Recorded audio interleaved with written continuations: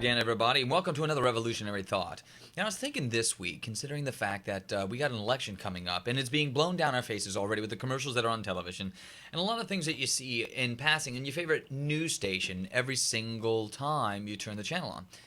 And it's amazing because you look at the candidates that we have so far in this coming election. Looks like we got Hillary Clinton for sure on the Democratic Party, and there's no doubt in my mind that she's going to get the nomination. But anybody who is a Democrat out there, or a liberal, or a conservative liberal, or a fascist, or a socialist, or whatever label you want to call everything, because we like to put these things in boxes and folders and whatnot, and everybody likes to seem to do it that way. But whatever the case may be, I just want to let you know ahead of time, she's not worth voting for. And for the Republicans out there, Jeb Bush, Rand Paul, and what other hamnegger are they going to end up putting on the ballot coming up this well, it's not this, actually, it'll be 2016. Oh my God, we're almost a year ahead, and we're already talking about this. Barack's already in the crapper. We're already talking about who we're going to elect a couple years back. At least Britain's got something coming up here in 2015. Looks like around, the winter time of 2015. So they already got their candidates out there beating each other up. But here in the United States, we're already talking about the 2016 election, if we even get there, based on the way the economy's going. And I'm not one of those people that like to talk about doomsday, but there's nothing that we have really to vote for in this country. There's nothing really that's going to change whether you put a person like Hillary Clinton in office or Rand Paul or Jeb Bush. It's not going to change anything. Now, you may think things are going to change, but I promise you they're not. Okay? Because it's the same paradigm every single time. And the thing that most people need to realize, or most people need to cue themselves in on, is the fact that the paradigm is still the same. And all of these people have some kind of interest in why they would want to take that position. Because, to be honest with you, there is really no good reason to want to be a president of the United States. The last decent one we had was John F. Kennedy. And they gunned him down because he was trying to go after the mob and a couple of the organized people that were trying to manipulate our American system as we know it. And the downside of this thing is that since that time has happened, we have had a crux of downfall consistently. Now, granted, you don't seem to realize, or maybe some people don't seem to realize. I wouldn't say you seem to realize, because a lot of people do realize this, but there are so many people in America especially. Britain's got their own issues. Europe's got their own issues. Russia's got their own issues. Even China's got their own issues. But to be honest with you, the Americans are really naive about what's really going on in the world. We can't be bothered with it. As long as it's not touching us on our doorstep, guess what? We're not bothered by it. And that's going to change. Because unfortunately, the way that the paradigm is set up and the way that the matrix is set up now, there is no way that I would be voting for anybody. Voting at all, for that matter. Unless there was something to vote for. And that's the downside. There hasn't been anything to vote for in over 45, 50 years.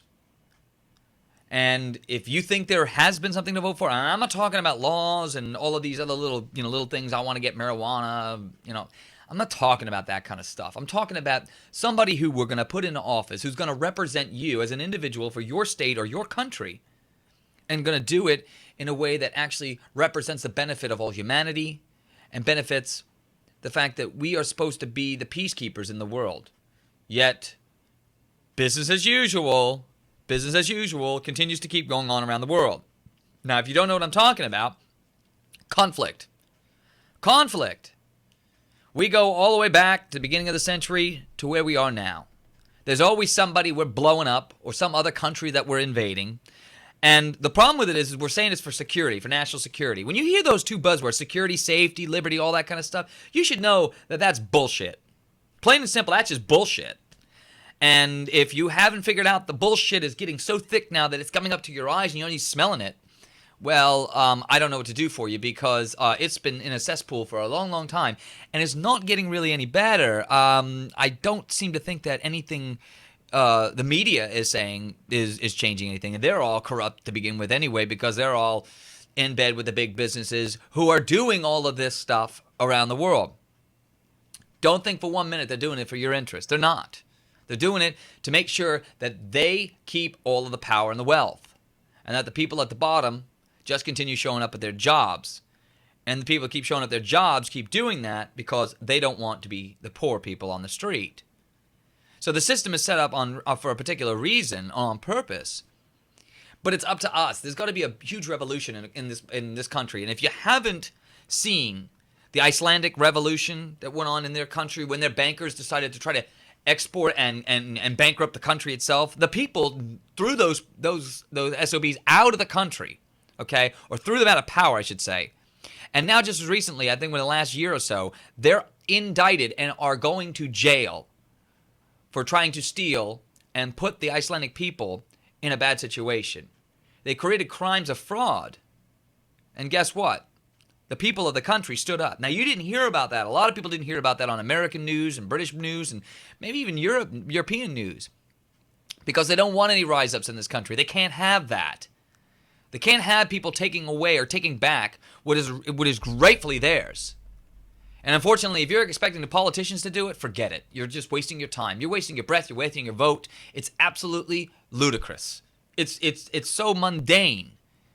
Because what they do what did Barack Obama, anybody out there, for black people who voted this time, Barack Obama, what really did he do that he said he was going to keep? You got an Obama phone. Big deal. Okay? That's not going to stick around forever. Okay, and on bottom line, all of the things that the hope and change that he was talking about, he hadn't changed anything as far as the war effort. He didn't pull any troops out. He actually added more. He spent more in military spending.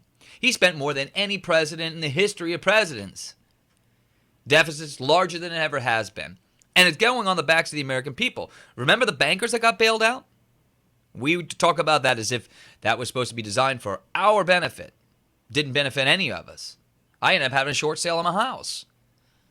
And guess what? My credit was ruined because of that. So don't look for one reason, or don't ever think that the business people of America are on your side, or the political system the way it is right now is benefiting you.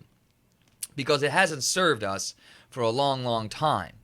And I'm not talking about taking care of me, but I'm talking about stopping corporate fraud, which ends up falling on the backs of the American taxpayer. And you don't even know where 90% of all of these funds are going, these black op projects and these military projects, the military industrial complex.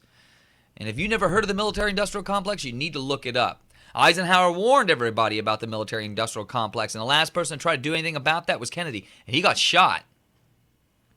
So we need to wise up, and if we haven't wised up just yet, I'm not a doom and gloomy kind of guy. I believe that revolution is truly there. It's easy to be done. People just need to wake up, stand abroad, stand shoulder to shoulder, and realize I'm not taking this crap no more. So if you are one of the revolutionaries, pick up the phone. Let's get a group together. Let's get people together. Russell Brand's doing it on his side of the ice, on his side of the ocean. We got to do it here as well. It takes a bunch of people to get together and start bringing about real change, not BS change, real change. And the people that we got coming up in this election are just a waste of time. And if you don't believe so, you need to get your head checked. But anyway, there's another revolutionary thought. We'll be back in here from time to time, try to review the news and see what the hell's going on in the world of big media, big politics, big business. So we'll catch at you next time. Thank you.